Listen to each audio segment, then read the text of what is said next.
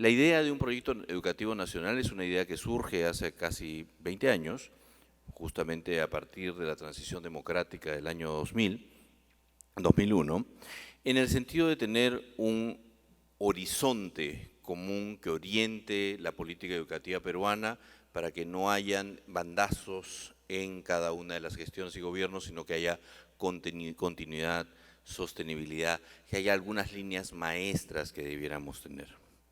Luego de un largo proceso que empezó con las consultas, digamos, alrededor de ese año, a finales del año 2006 tuvimos una formulación de lo que entendimos en ese momento como un marco estratégico para las políticas educativas para el periodo que se proyecta el 2021 y que tendría que instrumentar lo que se llama la política de Estado número 12, aprobada por el Foro del Acuerdo Nacional también en los primeros años de este siglo. Esta primera forma de plantear el proyecto educativo nacional planteaba cosas que son fundamentales, como la idea de un enfoque de derechos, entender a la educación como un derecho fundamental de las personas, y al mismo tiempo le prestaba particular atención al sistema educativo, aunque uno de los objetivos estratégicos del proyecto educativo nacional vigente trataba de involucrar o buscaba involucrar al conjunto de la sociedad en la tarea educadora. Esos, como todos ustedes conocen, tienen 6 objetivos estratégicos y hay algunas cosas de cambios o que han pasado en estos años que tienen alguna relación con el proyecto educativo nacional, no necesariamente una relación de atribución, no es que hayan sucedido necesariamente porque el proyecto lo dijo o que no hayan sucedido, la relación es mucho más compleja, tiene que ver con las maneras como se hace y define la política educativa en el Perú, que digamos ha tenido algunas continuidades importantes en los últimos 20 y tantos años, pero también ha tenido algunos vacíos y cosas, pero algunas de las cosas que se han hecho en estos años se corresponden, se condicen con los contenidos del proyecto educativo nacional tal y como lo formulamos inicialmente. Algunos de esos temas tienen que ver con la introducción del mérito profesional en la carrera docente, el mérito profesional entendido como el criterio fundamental para el acceso, la permanencia y el progreso en la carrera, como en cualquier otra profesión. Parte de la revaloración profesional de la docencia es que el ejercicio profesional sea, y el ejercicio profesional es nuestro mérito, no es la acumulación de cartones, es lo que sabemos hacer y lo que hacemos efectivamente en nuestros desempeños, lo que manda en cualquier carrera de cualquier profesional en términos de profesionalización. Haber introducido eso en la carrera es uno de los temas claves que se han desarrollado en estos años. Una segunda cosa que también estuvo presente en la discusión del proyecto educativo nacional es la reforma de la Ley de Educación Superior. Tenemos una ley de institutos y escuelas que finalmente crea puentes que permiten pasar de lo que tradicionalmente llamábamos educación no universitaria a la universitaria. Ahora que tenemos en las escuelas superiores la posibilidad de tener grados académicos y alguna estructura de crédito similar, podemos tener puentes que permitan ver a la educación superior como un todo, donde no hay una educación superior mejor o una educación superior intrínsecamente peor o mejor que la otra, sino que todas son opciones de formación profesional, digamos, de distinto tipo, pero que están ahí. En el caso de la reforma de la ley universitaria, se introdujo una cosa que también estaba planteada abiertamente en el proyecto, la necesidad de un esquema de supervisión independiente de los supervisados. Parte de los problemas que hemos tenido con el sistema universitario, como lo dijo el Tribunal Constitucional en el año 2010, es que la función de supervisión no obedecía a un criterio básico de independencia. Si el supervisado es el mismo que se supervisa, no hay supervisión. La supervisión tiene que ser independiente del supervisado. Esto estamos avanzando, seguramente hay muchas cosas que se pueden mejorar y que se deben mejorar, pero eso es una cosa que está en camino y presente. Y por último, una de las cosas que queríamos destacar tenía que ver con los procesos curriculares. El Currículum Nacional de Educación Básica, aprobado el 2016, con unas leves modificaciones el 2017, es un currículum que de alguna manera condensa un proceso de transformación curricular que todos hemos vivido en los últimos 20 y tantos años, que es este movimiento hacia un enfoque por competencias y la presencia de enfoques transversales que integren el perfil de nuestros egresados, el peruano que queremos educar. Entonces, estas son cosas que habían estado anticipadas en el proyecto educativo nacional y que digamos, hemos podido hacer en estos años. No es lo único que hemos hecho, no es lo único que hemos mejorado, hay varias otras cosas donde uno podría constatar mejoras, es importante constatar mejoras, y hay obviamente áreas en las cuales hay vacíos y problemas, solo para mencionar una que todos ustedes conocen perfectamente, la formación inicial docente, una formación u otras que están vinculadas más bien a las grandes brechas y disparidades que existen en el país. Sobre la experiencia de lo que construimos el 2006 y aprobamos hacia el 2006 y aprobamos en enero del 2007, estamos pensando aquello que es no diría un nuevo proyecto educativo nacional, diría una actualización del que tenemos. El país debe tener un proyecto que cada cierto tiempo se revisa, se ajusta, se mejora en función de las cosas que estamos haciendo, en función de las cosas nuevas que aparecen como desafíos. Pero sí hay algunos ajustes que nos parecía importante mencionar. Una idea, la primera que está presente desde el primer momento que hemos estado reunidos acá y que hemos estado discutiendo estos meses, tiene que ver con la idea de una política multisectorial de Estado. No solo una política de Estado en educación, sino una política de Estado que involucre al conjunto de los sectores. La educación no empieza, no termina en las escuelas, involucra una acción multisectorial y por eso es importante que tengamos una visión grande de las cosas. Esto es particularmente claro cuando pensamos la educación no desde lo que hacemos en el sistema educativo, no desde las escuelas, sino cuando pensamos la educación desde las personas. Si la educación es un derecho humano fundamental, hay que pensarla desde las personas, y las personas somos los niñitos pequeños cuyo desarrollo infantil temprano requiere una acción claramente multisectorial, y somos los adultos mayores cuyo cuidado digamos, y condiciones de vida y de desarrollo también, porque las personas nos desarrollamos hasta el último día de nuestras vidas, también claramente requieren una acción multisectorial. Si uno piensa en la educación desde el sistema educativo, pierde de vista el hecho fundamental que la educación no es sino el crecimiento de los talentos y el potencial de cada uno de nosotros y de nosotros como colectividad. Y por tanto hay que pensar las cosas desde el enfoque de derechos, y por eso esto es centrado en las personas, que da un carácter multisectorial a las cosas, y por lo tanto hay que ir pensando, y eso es lo que hemos discutido a lo largo de todo este año, cuáles son las necesidades educativas de las personas en distintos momentos del ciclo de vida. Esto evidentemente incluye a quienes están fuera del sistema educativo. La ministra de Educación en la inauguración mencionó una cosa que a la cual quiero detenerme un segundo. El día viernes de la semana pasada se publicó un estudio que se llama el Programa Internacional de Evaluación de Competencias Adultas de la OCDE, que para no hacerla larga es algo así como una prueba PISA, pero de adultos de 16 a 65 años, y en realidad los resultados son duros, son muy duros para el país, ¿no? Si ustedes creen que en la prueba PISA el Perú está muy lejos del promedio de los países desarrollados, estamos a una desviación estándar de los países desarrollados, de la media de los países desarrollados. En el caso de la población adulta no estamos a una, sino a dos. La situación es mucho más compleja por la gran y profunda crisis nacional que vivimos entre 1975 y 1990 y el gran deterioro de las condiciones del sistema educativo. Todos ustedes, nosotros sabemos que hubo una caída muy fuerte, por ejemplo, de la inversión pública por estudiante entre el año 75 y el año 90, que paulatinamente hemos ido recuperando. Si en el año 90 gastábamos aproximadamente a precios de hoy 840 soles por estudiante por año, hoy día estamos en un poquito más de 4.000 y tanto, es decir, se han estado moviendo las cosas y eso se expresa en algo que dijo la ministra de Educación. Claramente las nuevas generaciones, aunque a veces nos parezca mentira, los chicos más jóvenes tienen algunas ventajas, han desarrollado algunos aprendizajes mayores que los adultos mayores o los que somos de mayor edad, que no lo desarrollamos en una escuela básica que fue profundamente deteriorada, o que tal vez sí los desarrollamos, pero que la vida en sociedad también nos ha pasado la factura en términos de perder alguna de esas competencias. Esto salió publicado el día viernes. Eso plantea, por ejemplo, que la educación de adultos en el Perú no debiera ser una preocupación de los 8 o 9 millones de personas que no han terminado la básica, sino probablemente los 17, 18 millones de personas en el Perú que no tienen algunas competencias básicas bien consolidadas, ¿no? Entonces, eso significa incluir a quienes no están en el sistema educativo. Estamos pensando el proyecto en términos de lo que también veíamos temprano, en términos de orientaciones, marco, no en términos de decirle a cada gobierno lo que tiene que hacer con precisión por dos razones. En primer lugar, porque los gobiernos democráticamente elegidos tienen la autoridad legítima para decidir qué es lo que van a hacer. Pero en segundo lugar, porque ninguno de nosotros puede prever cómo va a ser las cosas y qué hay que hacer dentro de 5 años, ¿no? O dentro de 8, o dentro de 10, o dentro de 15. Lo que podemos es prever hacia dónde queremos movernos y tener un espacio de ajuste donde la acción legítima de los gobiernos democráticamente elegidos puedan operar. Y por supuesto, promueve el trabajo intersectorial y en los distintos niveles de gobierno. Estas ideas surgen en primer lugar de una... No, me van a tener que ayudar, porfa. No sé quién. ¿Ya está?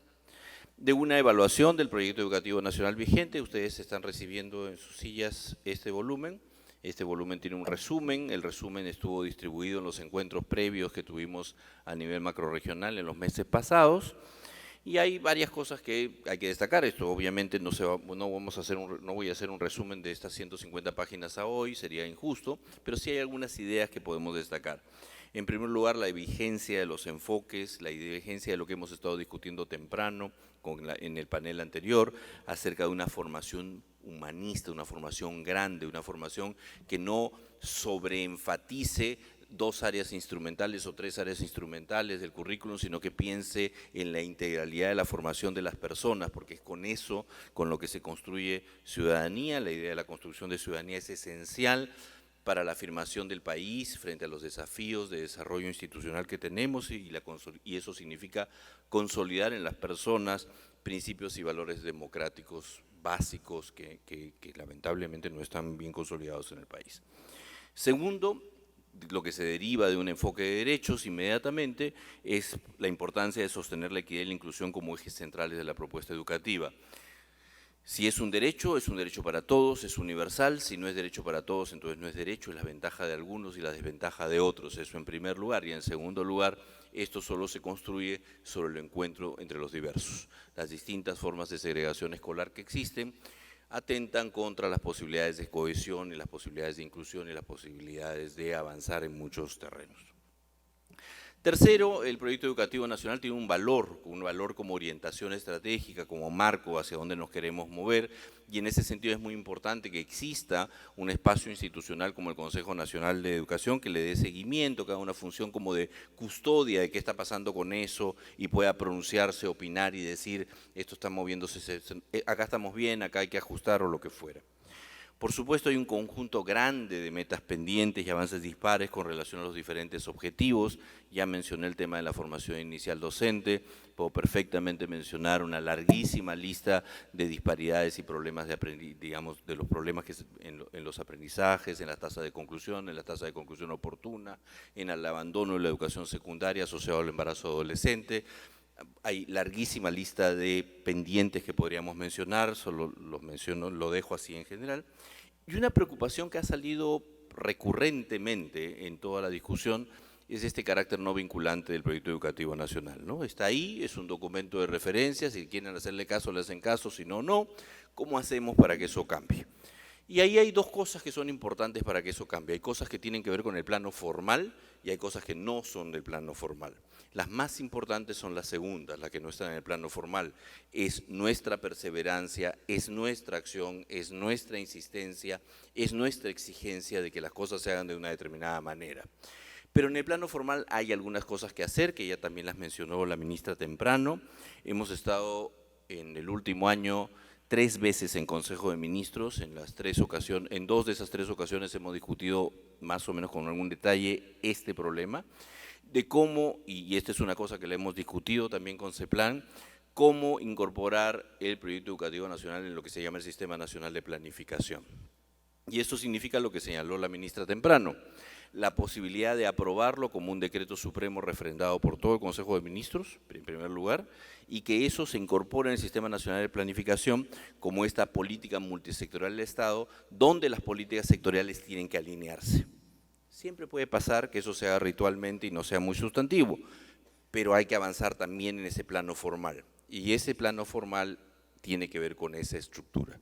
Esto está conversado con el gobierno, discutido para poder atenderlo de la mejor manera posible en los próximos meses, pero eso no nos exime a todos nosotros de nuestra labor activa de ciudadanos que demandamos y exigimos y queremos hacer que esto tenga carne y sea real, ¿no? Y por supuesto, un último tema que quiero mencionar es la necesidad de fortalecer y darle cierta autonomía a las instituciones educativas. Más adelante, sobre todo en las sesiones paralelas y luego cuando entremos en algunos detalles, vamos a abordar un poco más esto un poquito con mayor énfasis, pero el punto fundamental es entender que, en primer lugar, si las instituciones educativas no son fortalecidas, es decir, en primer lugar, identificarlas, todos los que trabajamos cerca de lo que es la educación, del sector de educación, sabemos perfectamente que en el Perú nadie sabe cuántos colegios hay, ¿no es cierto? Sabemos cuántos códigos modulares hay, pero no sabemos cuántas instituciones hay, son dos cosas distintas. Una institución que tiene 3 códigos modulares, nadie sabe que es una, todos sabemos que es 3, ¿no es cierto? O 3 o 4 o lo que fuera. Pero el fortalecimiento de esto significa que, digamos, pequeñas escuelas rurales con 1 o 2 docentes tienen que tener más escala para poder tener autonomía. La autonomía tiene que ver con algo que es fundamental, cómo los profesionales de la educación, docentes y no docentes que están en las escuelas, ejercen autónomamente su juicio profesional para saber qué hacer.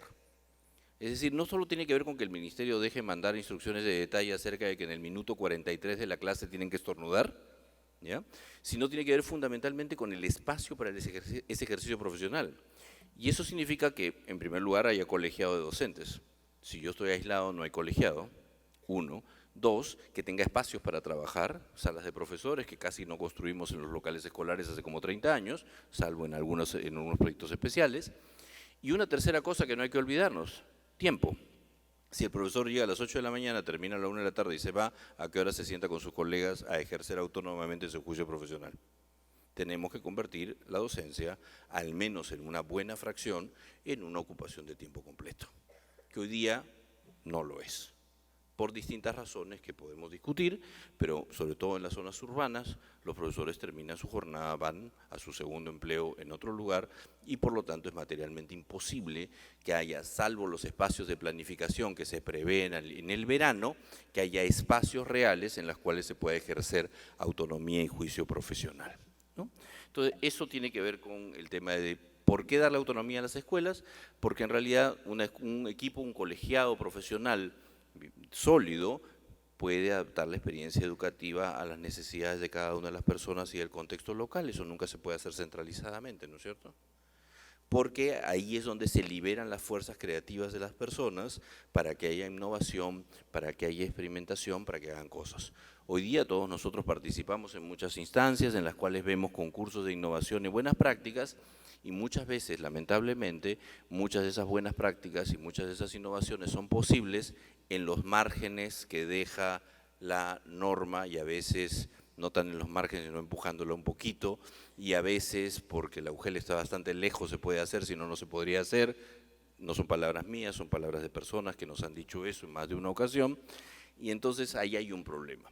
¿Cómo es que cómo hacemos para desatar, para liberar la capacidad creativa e innovadora de las personas? Tenemos que, en primer lugar, que esa capacidad exista en un colegiado profesional más o menos robusto, y segundo, tener autonomía para poder hacer las cosas, ¿no? Hoy día, digamos, hace más de 20 años tenemos normas que permiten a los directores, por ejemplo, tomar decisiones acerca del calendario escolar, ¿no es cierto?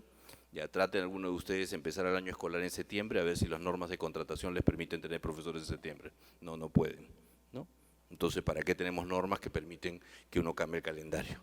Ese tipo de cosas tiene que modificarse. Digamos, he puesto un ejemplo súper elemental, pero lo mismo aplica absolutamente a todos, a todo. El sistema está montado para que funcione de marzo a diciembre en base a un determinado conjunto de normas que son rígidas, y si uno necesita mover las cosas, puede ganar un premio a buenas prácticas de gestión y al mismo tiempo la Oficina de Control Interno le puede hacer una acción de control, ¿no es cierto?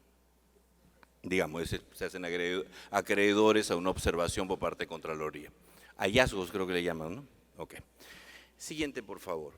¿Cuáles son los elementos claves que creemos que podemos tener en la formulación del proyecto? Primero, esto que ya mencioné, la idea de que el proyecto educativo nacional sea parte del Sistema Nacional de Planificación para que entonces presida la formulación de las políticas nacionales. Esto pasa, y aquí está Javier, con quien hemos conversado el tema, sobre cómo discutimos esto en el Foro del Acuerdo Nacional para que, digamos, esa relación entre las políticas de Estado aprobadas por el Foro del Acuerdo Nacional y el proyecto educativo nacional también se armonice. Eso pasa también por aprobarlo como una política general multisectorial, como ya mencioné. Y un último punto que es en realidad el punto de fondo más importante, que no tiene que ver con la formalidad de la operación del Estado, sino con el principio. Es el principio de que la educación es un derecho fundamental y por eso ponemos el foco en las personas y el hecho entonces que el aprendizaje es algo que sucede a lo largo de toda la vida. Si eso es así, el Estado tiene un rol fundamental como garante universal del derecho. La acción pública, la acción pública en materia educativa tiene como finalidad fundamental la garantía universal, no parcial, no para algunos y para otros no, la garantía universal del derecho a la educación. Y eso es lo que debe ser el principio sobre el cual debe regirse o puede regirse la formulación de políticas públicas. Dicho eso, quisiera pasar a cómo estamos pensando la tarea que vamos a tener a partir de mañana. A partir de mañana, cuando terminemos la sesión aquí, habremos más o menos establecido los puntos que queremos deben contenerse en el proyecto educativo nacional, así que nos va a tocar la tarea de escribirlo, ¿no? Eso es lo que hay que hacer. Entonces, ¿cómo estamos imaginando el texto del proyecto educativo nacional? Primero una presentación que seguramente la hará el presidente de la República, luego una introducción que cuente de dónde viene esto, para qué lo estamos haciendo, luego probablemente un preámbulo que le hemos llamado preámbulo, no sé con qué forma tendrá al final, pero digamos es la discusión muy en borrador que tenemos, que plantee estos principios básicos y cuáles son los problemas a los cuales hay que abordar. Y luego algunos fundamentos del proyecto que tienen que ver con las dimensiones, problemas que tenemos que considerar. O sea, una educación peruana tiene que ser una educación que responda a algunos problemas peruanos. Por ejemplo, la crisis institucional. Por ejemplo, los problemas de confianza interpersonal de los cuales hablaba Miguel Cruzado temprano. Por ejemplo, los temas de la poquísimo desarrollo de la ciencia, la investigación y la innovación de los que hablaba Alberto más temprano, y así sucesivamente. ¿Cuáles son los problemas específicamente peruanos a los cuales esto tiene que responder, que van más allá de lo educativo directamente? Y segundo, hay que responder también a algunas tendencias de cambio, algunas cosas se están moviendo, ¿no es cierto? Todos nosotros hemos participado seguramente en más de una ocasión de algún evento en el cual se habla pues de los cambios que va a haber en el empleo en el siglo XXI y por lo tanto enfocarnos en las habilidades blandas, las habilidades del siglo XXI, no sé qué, ¿no es cierto? Ya, ¿qué cosa es eso? ¿A qué obedece eso? Hay que darle un orden. Hay dos cosas que son profundamente específicas del mundo contemporáneo. El mundo de lo digital, y lo digital no es solo tecnología que uno utiliza como una herramienta, es una tecnología que además transforma nuestras vidas, ¿no? Eso de tomarse fotos con todo el mundo ya es más que un medio, ¿no es cierto? Es una forma de hacer las cosas que transforma la manera como experimentamos nuestra vida en comunidad, solo por poner un ejemplo trivial. Y la segunda dimensión del mundo contemporáneo, específica del mundo contemporáneo que cambia las cosas, tiene que ver con el hecho de ser un mundo que es global, que es interconectado y que la ciudadanía no se ejerce en el espacio solamente de los estados-nación cerrados, sino que se expresa y se extiende a nivel global.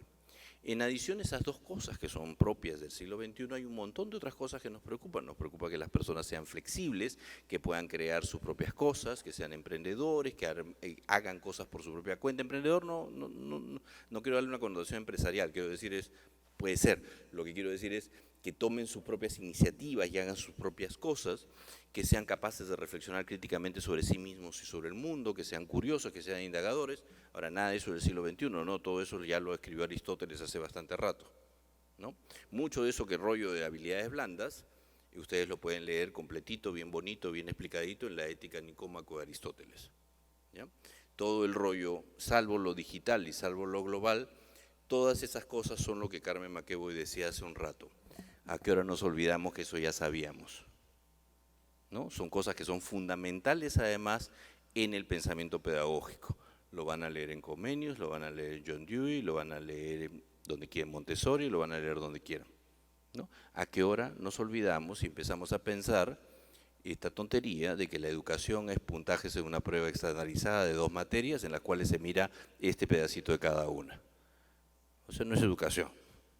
La educación es el desarrollo del potencial humano y es bastante más grande y abarcativo que darle una miradita a 2 datos que muchas veces ni siquiera están bien construidos. No es una crítica a nadie en el Perú, por si acaso, Yo creo que la UMC hace un excelente trabajo, pero hay algunos estudios internacionales que realmente son discutibles por lo menos. Dicho eso de los fundamentos que hay que tomar para cómo el PEN conversa con el Perú contemporáneo, cómo el PEN conversa con el mundo contemporáneo, entrar directamente al contenido del proyecto educativo nacional, un contenido que no es solo lo que tenemos que discutir, sino que tiene que acoger, recoger, conversar con elementos de diagnóstico acerca de dónde estamos. Una visión, que la vamos a ver en un rato, unos propósitos que tienen que ver con la construcción de vida en ciudadanía, de convivencia democrática, la inclusión, la equidad, el bienestar de las personas, y hemos querido subrayar el elemento socioemocional, dadas las condiciones en las que está el país, y algunos elementos que tienen que ver más bien con la prosperidad material y la sostenibilidad ambiental. Y a partir de esos elementos formular un conjunto de orientaciones. Ok, esto es como queremos que esto se mueva en los próximos 15 años.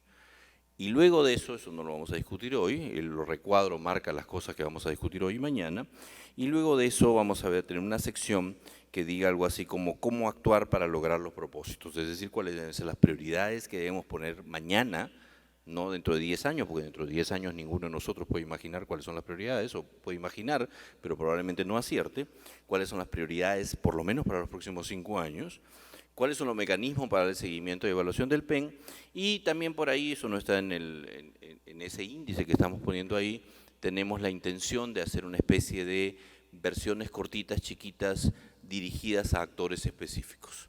¿Qué le dice el Proyecto Educativo Nacional a los directores? ¿Qué le dice el Proyecto Educativo Nacional a los padres de familia? ¿Qué le dice el Proyecto Educativo Nacional a los docentes, etcétera, etcétera? A los periodistas, a la prensa, etcétera.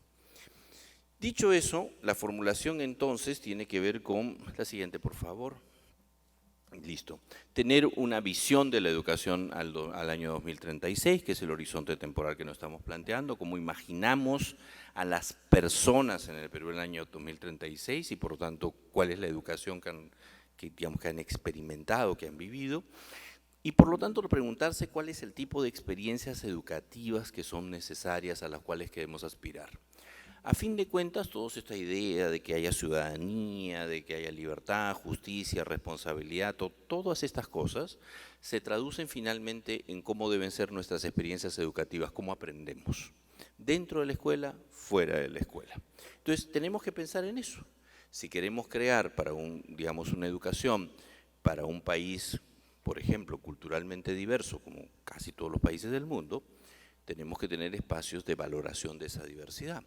Tenemos que tener espacios en los cuales la presencia de las tradiciones culturales distintas que hay en el Perú y de las lenguas que hay en el Perú no sea una cosa episódica.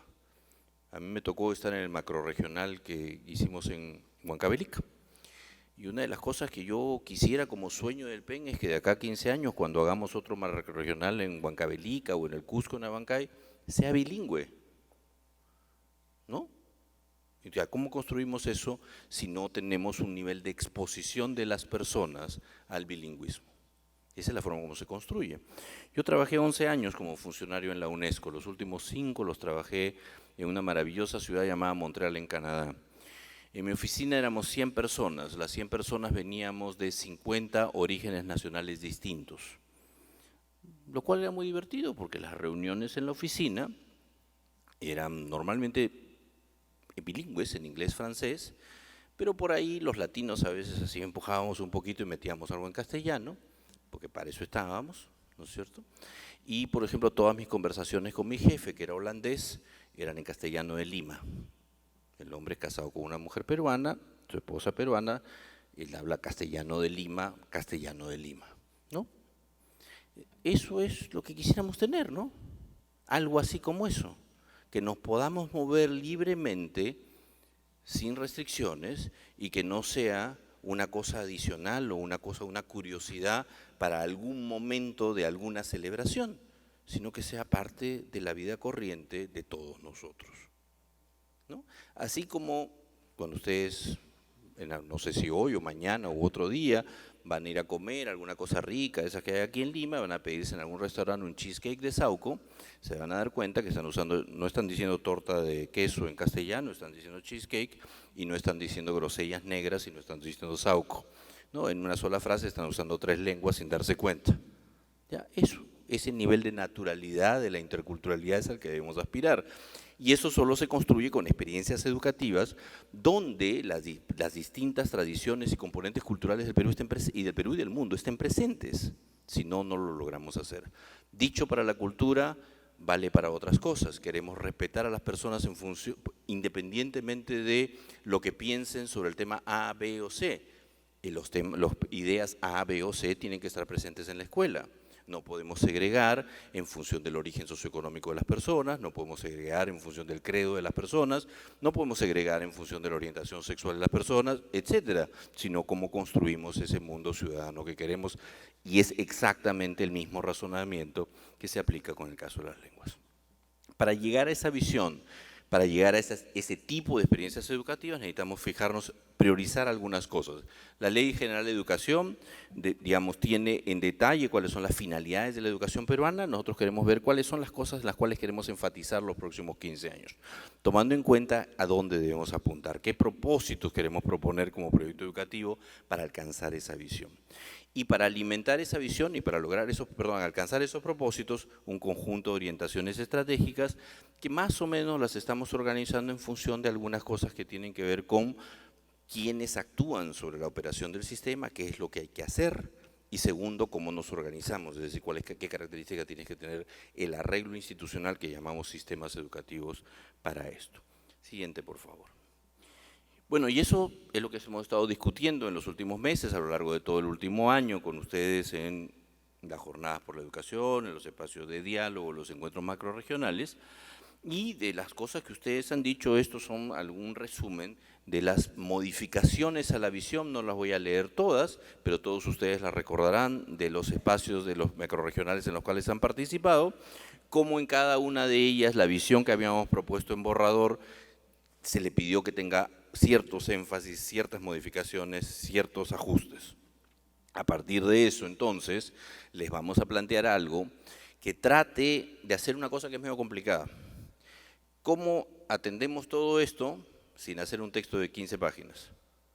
¿Cómo atendemos esto con una frase simple, directa, que exprese una visión? Entonces, lo que hemos llegado, la conclusión más o menos que le queremos plantear es la siguiente, que vamos a tener que plantear una visión chiquita, donde no va a estar la palabra que yo quise, porque no pueden estar todas, ¿no? Va a estar chiquita, entonces tenemos que estar claros de eso, pero que vaya acompañada de un texto que explote ese texto chiquito en todo este nivel, en un mayor nivel de detalle, para que las cosas queden claras, porque si es demasiado chico, además puede que no quede claro. Decimos ciudadanía y cada quien puede estar entendiendo cualquier cosa distinta por eso. Eso hay que aclararlo, expresarlo, especificarlo en un texto mayor, ¿no es cierto? Entonces, con eso en mente y en esa idea, les queremos plantear esta visión. Todas las personas en el Perú aprendemos, nos desarrollamos y prosperamos a lo largo de nuestras vidas, ejerciendo responsablemente nuestra libertad para construir proyectos que son tanto personales como colectivos, conviviendo democráticamente en una sociedad que es equitativa e inclusiva, que respeta y valora la diversidad y asegura la sostenibilidad ambiental. La idea de esta visión es que abarque a todos sin excepción, que además no los abarque solo como individuos, sino que los abarque en un conjunto donde no se segreguen y se segmenten, que se enfoque en la idea de los aprendizajes y el desarrollo que se dan a lo largo de la vida dentro y fuera del sistema, que eso tiene que ver con el potencial humano, con lo que somos, con la labor humanizadora que tiene la educación y que incluye las cosas más básicas y más elementales hasta cosas más complejas como la creatividad, no sé si más complejas, pero que cosas que normalmente ponemos en la parte final del currículum, ¿no es cierto? La educación deporte, la educación física, el arte, la danza, no, o sea, son todas partes, componentes igualmente importantes de la riqueza humana, ¿no? Que los proyectos de vida no son solo individuales, sino también son colectivos y son diversos, y que de hecho los proyectos individuales no tienen sentido si no construimos una sociedad de igualdad de oportunidades que permita que cada uno desarrolle su proyecto individual, ¿no es cierto? Entonces, para desarrollar los proyectos individuales es necesario que haya un proyecto colectivo de una sociedad de justicia, de igualdad de oportunidades. Los principios y valores democráticos son los que marcan la convivencia. ¿Cuáles son? Cuando hablamos de valores en el Perú, ¿de qué valores estamos hablando? De valores seculares que están asociados a la vida democrática en primer lugar. Hay otros valores que uno puede estar asociando a su propia experiencia y a su propia confesión, pero que esos son parte, digamos, del mundo personal de cada uno, pero en la tarea pública son los valores más seculares vinculados a la vida, a la democracia y la búsqueda de la felicidad, como decía Carmen, y la verdad, estas cosas que vienen, que la Ilustración en algunas cosas la achuntó, en otras cosas no tan bien, pero en algunas cosas la tenía bien claras. Hacemos énfasis en vista de lo que hoy vive nuestra sociedad y se requiere reforzar, que tenemos unos problemas ahí, y la visión supone que aprendemos a través de experiencias que son experiencias que tienen que ser pertinentes a las condiciones de las personas y relevantes para esos proyectos personales y colectivos. Aprendemos a lo largo de la vida en entornos democráticos donde no se tolera la diversidad, se valora. No es un tema de, ya pues me la aguanto, es un tema de, es nuestra riqueza. Es de donde aprendo. Yo no aprendo escuchando a alguien que piensa igual a mí. Yo aprendo a alguien que piensa distinto a mí y que me plantea cosas que yo no sabía, que yo no había pensado y que me demuestra que, uy, verdad, en eso yo estaba equivocado. La diversidad, todas las diversidades del ser humano son riqueza del ser humano, ¿no? Esto, siguiente por favor, hay que traducirla de alguna manera en necesidades por grupos de edades, ¿no? Y por eso, digamos, hemos visto las cosas que han salido en la discusión. En las jornadas y en las encuestas, cuando se habla de primera infancia, se destacan los temas que tienen que ver con el salud, soporte socioemocional, infraestructura, bienestar socioemocional, educación, valores, ¿no? Digamos, son los que salen ahí. Cuando vemos a los niños, lo que ha salido a lo largo de la consulta tiene que ver nuevamente con temas de salud, soporte socioemocional, las cosas más estrictamente educativas, el bienestar socioemocional, la tecnología, las habilidades en general de las personas, especialmente las habilidades socioemocionales. Cuando hablamos de los adolescentes en la consulta, las voces que surgen de la consulta, y eso es una cosa que no mencioné, ustedes probablemente se hayan preguntado, porque ustedes han hecho seguramente la encuesta era abierta, de texto abierto, no cada uno tenía que tipear su respuesta. ¿Cómo hemos hecho para leer 220.000 de esas? ¿No? Hemos tenido un aporte muy generoso de IBM del Perú, la inteligencia artificial de IBM es la que ha leído todo, lo cual tiene una ventaja, no solo que lee todo, sino que efectivamente lee todo. Si yo lo hubiera leído, o cualquiera de ustedes lo hubiera leído, hay cosas que no se nos hubieran pasado por alto, o hay cosas que, esa no me gusta, la pongo a un costado, o lo que fuera, ¿no? Entonces, la ventaja de haber recibido esa colaboración como parte de un aporte empresarial a la formulación del proyecto, es que no hay una sola voz que no haya sido leída, ¿no? Entonces, en los adolescentes, los temas que están ahí, en el tema de los jóvenes, los temas más vinculados al trabajo, la infraestructura, digamos, la salud, la tecnología, y siempre, como ven, el soporte socioemocional es una cosa que recorre las distintas fases, etapas de vida como preocupación de todos, tal vez porque vivimos en un país donde no estamos muy bien en términos de salud mental, ¿no es cierto? Digamos, somos un país que está crispado muchas veces, que está agresivo muchas veces, que está medio complicado muchas veces, y eso surge como una preocupación. Queremos que las personas no tengan solo bienestar en el sentido de ingerir 2.000, 2.500 calorías, sino también bienestar en el sentido de estar equilibrados, sanos, capaces de convivir, si no, no somos capaces de convivir. En el caso de los adultos, obviamente el trabajo, la salud, la generación de ingresos son temas que empiezan a surgir más fuerte. Y en el caso de los adultos mayores, por supuesto, los temas de salud también surgen. Y surge el reclamo constante que hemos visto en varios lugares de pensar cómo las personas podemos aprender muchas cosas en distintos momentos de la vida. Y eventualmente en algún momento de la vida es el momento en el cual finalmente nos podemos dedicar a hacer mosaicos, finalmente nos podemos dedicar a la jardinería, cosas que queremos hacer, a criar tus pajaritos, eso lo haces de toda tu vida, ¿no? O distintas cosas que podemos hacer distintas personas. Yo armo maquetas, lo hago desde que tenía 10 años. Y esas cosas se estudian, se aprenden, se desarrollan y son parte de nuestra riqueza, no son accesorias, son parte de la expresión de nuestra humanidad en todos los terrenos.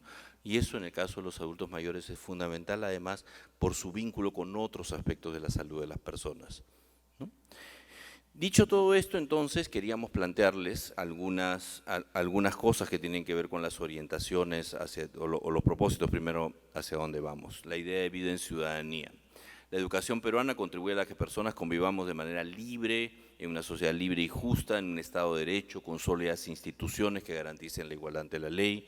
Ahí cumplimos nuestras obligaciones y ejercemos nuestros derechos. Derecho y obligación siempre va junto, porque libertad siempre va junto con responsabilidad, si no, no funciona. No hay ciudadanía sin democracia, o sea, sociedades no democráticas no son sociedades de ciudadanos, son sociedades de súbditos.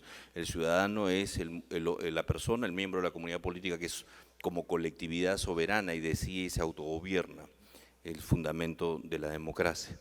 La libertad y la justicia son dos atributos básicos e indesligables de la democracia. No se puede sacrificar en aras de la libertad la justicia, porque entonces creamos disparidades de poder tan grandes que también acaban con la libertad. Miren la crisis de la democracia occidental de los últimos 40 años y no me van a decir que la crisis de la democracia occidental no está asociada a la inmensa concentración de poder material que se ha producido en los últimos 40 años, ¿no? Entonces, libertad y justicia no son separables en ese sentido.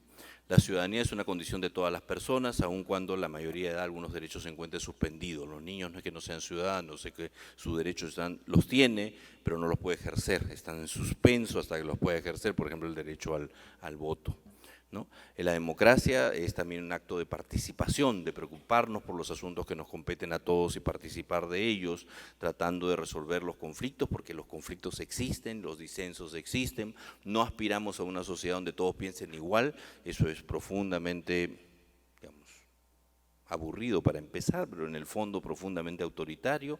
Queremos aprender de la diversidad de opiniones también. Entonces, ¿cómo manejamos el disenso? ¿Cómo manejamos la discrepancia con respeto y en paz? ¿Cómo encontramos formas solidarias de construir desde la diversidad, también desde la diversidad de opiniones? Tenemos que desarrollar un sentido no solo de comunidad nacional, sino de ciudadanía global y también del espacio local, como articulamos estas tres cosas que salieron también en la conversación del primer panel. Nos preocupa evidentemente la lucha contra la corrupción y el respeto a las instituciones y la ley. A fin de cuentas, la corrupción no es sino la otra cara de la medalla de la fragilidad institucional. Es un quiebre de las instituciones y lo que tenemos que hacer es afirmar instituciones, ¿no? Y finalmente la educación es algo que nos debe equipar para actuar decididamente por el fortalecimiento de la vida democrática. ¿Por qué todo esto es importante? Porque para la mayor parte de los peruanos, o la mitad de los peruanos por lo menos, la siguiente por favor, ¿no? La mitad de los peruanos, la corrupción es una de las preocupaciones principales seguidas por la delincuencia en la opinión de las personas, pero no solo porque a las personas les parece en una encuesta de opinión, sino porque más de un tercio de los estudiantes reconoce la democracia como sistema político y solo es un tercio, ¿no? ¿No deberían ser todos? Ahí hay un problema.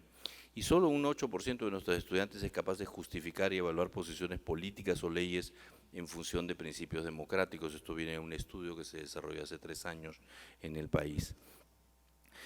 Aspectos de la democracia que son percibidos como poco o nada respetados en país: la libertad de expresión, la libertad política para elegir partidos y candidatos, la igualdad frente a la ley, la existencia de elecciones transparentes, ¿no es cierto? No voy a poner ningún ejemplo reciente de interferencias indebidas en procesos electorales para no, mejor no sigo, no, porque nadie quiere, no hay que herir susceptibilidades. Lo segundo tiene que ver con la inclusión y la equidad.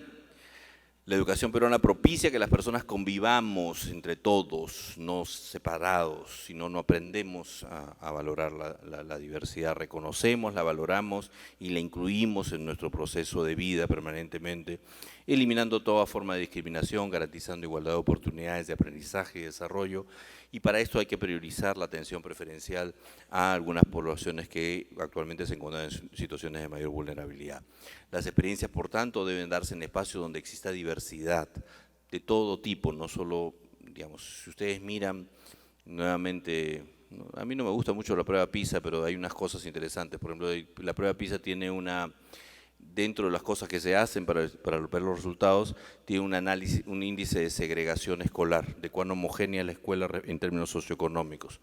Ese ranking el Perú lo gana en PISA. El Perú es más segregado que todos los demás países participantes de PISA, incluido Chile. Y ya están viendo cómo funciona Chile gracias a ese tema, ¿no? Entonces, esas son preocupaciones que son parte de esto. ¿Cómo hacemos que las experiencias educativas, empezando por las escuelas, sean espacios de diversidad, donde se valore las tradiciones culturales, el saber universal, este vínculo entre lo local, lo universal que estuvimos conversando más temprano? La interculturalidad como una característica básica de la educación a la que todos tenemos derecho, no es un tema de la interculturalidad, es solo para allá, para los bilingües nomás, ¿no es cierto? Acá no hay interculturalidad, o sea, eso, no tiene, eso es un disparate básicamente. Todos tenemos que estar expuestos a la diversidad de lo que somos y aprender a valorarlo. Ya hablé de la segmentación social del sistema educativo peruano que niega la cohesión social, que es un, digamos, elemento fundamental de la vida en democracia. La segmentación educativa se organiza en función de criterios tan dispares como la condición socioeconómica, la etnicidad, las diferencias lingüísticas, la confesión religiosa, las diferencias en habilidades. Todas esas cosas generan, separan a las personas en vez de integrar a las personas. Mejor dicho, todas esas cosas son usadas o movilizadas para separar a las personas. Hay brechas muy altas respecto del acceso, la conclusión oportuna, el aprendizaje de determinados grupos poblacionales que debemos reconocer y exigir una acción articulada en ello. ¿No? Por ejemplo, solo para ilustrar alguna información, en el año 2017, para las personas de 25 a 34 años que completaron la secundaria o más, un 75% de ellos era, digamos, la tasa de conclusión de la secundaria es mayor entre los hombres que las mujeres, un poco mayor, cerca de 5 puntos, hay que meter el error que hay en las muestras, ¿no? Es mayor en las áreas urbanas frente a las áreas rurales, es prácticamente el doble, lo cual hay que leer con cuidado porque probablemente alguna persona que terminó la secundaria en el área rural migró, entonces los que se quedan en el área rural son los que no tienen secundaria, no es solamente que tengan menos acceso, entonces hay que mirar con calma ese tipo de datos. Prácticamente 3/4 de aquellos que tienen castellano como lengua materna terminan la secundaria versus la mitad de los que tienen lengua originaria como una lengua originaria como lengua materna. 4/5 de las personas no pobres completan la secundaria completa o un nivel superior y luego los pobres se reducen a la mitad y los pobres extremos a 1/4. Entonces, ¿no? Y seguimos, hay unas cosas más también, 63 por casi 2/3 de la población LGTBI asegura haber sufrido algún tipo de violencia y discriminación principalmente en espacios públicos y un poco más de la mitad en el ámbito educativo. Más de la mitad de los peruanos se ha sentido discriminado alguna vez, más de 1/4 de ellos por el color de su piel. La mitad considera a los peruanos muy racistas o racistas, pero por supuesto los demás no a uno mismo, ¿no es cierto? Eso siempre pasa. Y un conjunto muy chiquitito de peruanos dice que es racista. El tercer punto o el tercer propósito que tenemos tiene que ver con el bienestar socioemocional, ya un poco abundado sobre ello, pero la formulación es que, y esto lo vamos a ver en los grupos de trabajo luego, así que no se preocupen por tomar fotos de las láminas, lo vamos a ver después. La educación habilita a las personas para conocernos y a valorarnos a nosotras mismas, a autorregular nuestras emociones y comportamientos, establecer relaciones humanas sanas y lidiar con retos diversos tanto para alcanzar nuestro desarrollo personal como para la convivencia. Asimismo, toma en cuenta que la cognición, el estado físico, la emoción y el desarrollo espiritual son todos aspectos indesligables de la complejidad del ser humano y no es que se pueden mirar, esto es lo cognitivo y esto es lo no cognitivo. No funciona así, ¿no es cierto? Y que todo eso funciona, digamos, es muy importante para nuestro bienestar y nuestro desarrollo. Las relaciones entre las personas son claves para la convivencia, para la autorregulación de emociones, autoconocimiento. Un tema que siempre surge en las discusiones es cómo entendemos nosotros la idea de disciplina, si entendemos la idea de disciplina como una imposición externa o entendemos la idea de disciplina como un control de uno mismo y uno saber regular lo que hace. Las personas libres son los segundos, las primeras son las personas que están sometidas a algún tipo de autoridad, ¿no?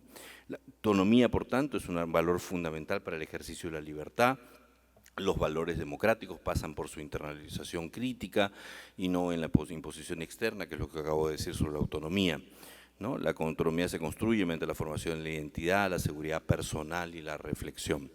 Finalmente, debe considerar también el desarrollo espiritual que tiene que ver con el logos, con el propósito, con hacia dónde vamos, el sentido de las cosas, que puede tener o no puede tener una manifestación religiosa y, por supuesto, la apreciación artística, ¿no? ¿Por qué el bienestar emocional? 1/5 de la población mayor de 12 años presenta algún tipo de enfermedad mental, según el Ministerio de Salud.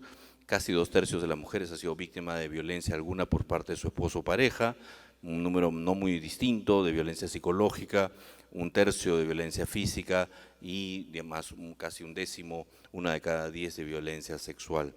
1/3 de las madres y 1/5 de los padres castiga físicamente a sus hijos e hijas. Un poco más de la mitad de las personas es tolerante frente a la violencia familiar contra las mujeres y casi la mitad, digamos 4/5, toleran la violencia familiar contra los niños, niñas, adolescentes, lo cual muestra lo que también sale en el panel. Si no decimos nada sobre eso, se termina normalizando. Poco más de un tercio señala que un estudiante se burló o hizo que la gente se burlara de uno, un 15%, 14% fue atacado físicamente por otro estudiante y cerca de un quinto, ¿no? Que hubo algún estudiante que le rompió alguna de sus pertenencias en el colegio.